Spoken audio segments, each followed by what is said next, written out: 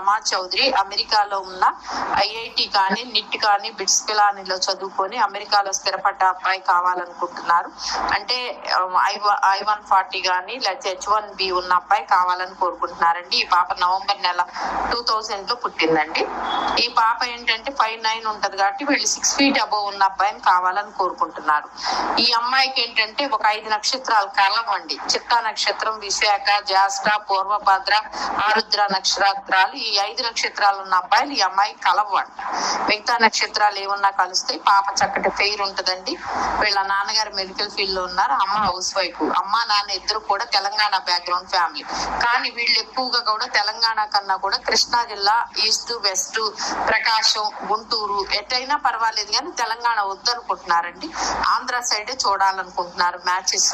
మీరు ఎవరైనా సరే మంచిగా బాబు ఈ అమ్మాయికి తగ్గ హైట్ లో ఉండి, అమ్మాయి చాలా బాగుంటది కాబట్టి అబ్బాయి కూడా